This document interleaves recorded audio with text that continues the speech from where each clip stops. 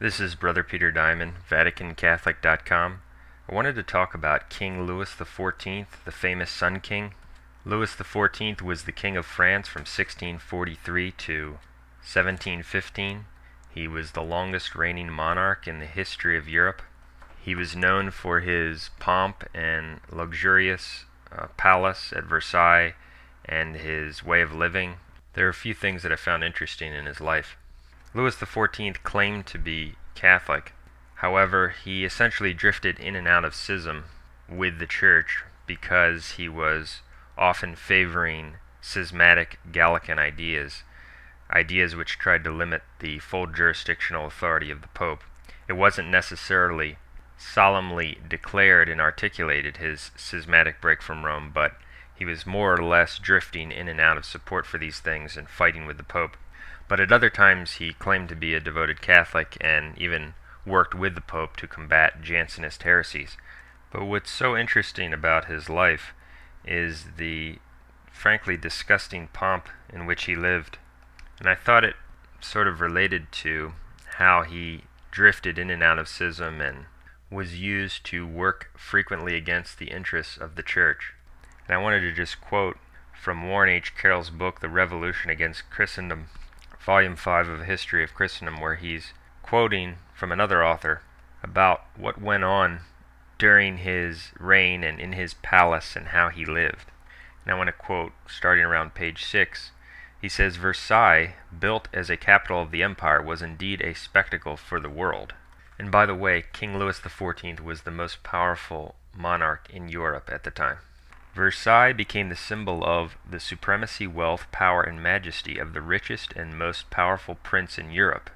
And he goes on to explain how he would treat all these dukes and princes and nobles, and how his palace was a symbol for his concentration of power and control. And he goes on to say, quote, "At the Sun King's command," meaning Louis XIV, "Versailles blazed with light. A ceaseless round of intricate protocol and brilliant entertainment kept everyone busy from morning until night. Everything revolved in minute detail around the king. His bedroom was placed at the very center of the palace. From 8 o'clock in the morning, when the curtains of the royal bed were drawn aside and Louis woke to hear, 'Sire, it is time,' the monarch was on parade. His nose was rubbed down with rose water and spirits of wine. He was shaved and dressed, observed by the most fortunate of his subjects. Dukes helped him pull off his nightshirt and pull on his breeches. Courtiers argued over who was to bring the king his shirt. There was a throng in his chamber when he prayed with his chaplain and when he ate. Protocol determined who had a right to sit in the king's presence and whether on a chair with a back or only on a stool. So glorified was the monarch that even when his dinner was passing by, courtiers raised their hats and swept them to the ground in salute. In March 1686, a bronze statue of the Sun King, crowned with victory, was dedicated with great ceremony." End quote. I thought that was interesting, considering the just disgusting level of pomp that this guy lived in. His nose was rubbed down with rose water and spirits of wine. He couldn't even put on his own clothes. This is an example of bad will back in a more Catholic age, tremendous spiritual blindness where a person like this could actually think that maybe he has a shot at salvation living in such disgusting, excessive, worshipful luxury.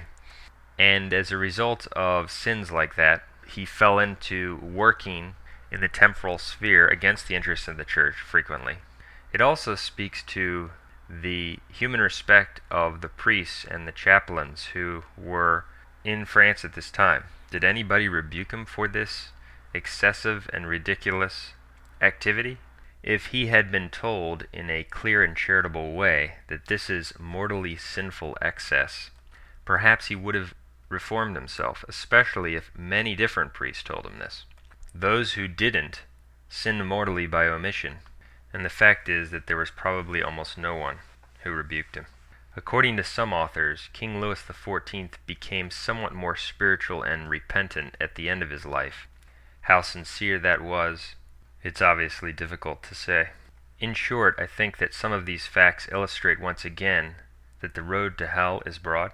I think it also illustrates why even today we see that people do not receive the graces to see the truth and accept the truth because they are not doing what they should be doing in their daily lives. They don't have the spiritual dedication day in and day out. They are very selfish in their day-to-day lives. If they were more charitable and giving in the sense of putting out more effort for God, then they would receive the graces to see the truth. But because they are selfish of heart, God blinds them and they wind up fighting against the truth. And this astounding selfishness caused him to assert his own authority over the church in France. And there was a constant battle between the Pope and the King of France for rights in those areas.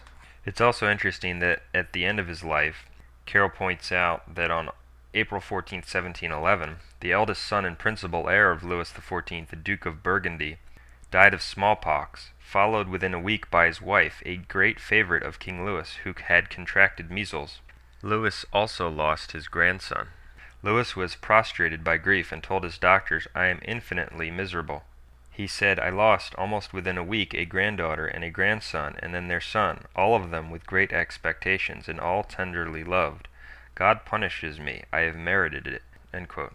So we see that at the end of his life, he was very unhappy, despite having spent decades in pure selfishness, adulation, and gratification.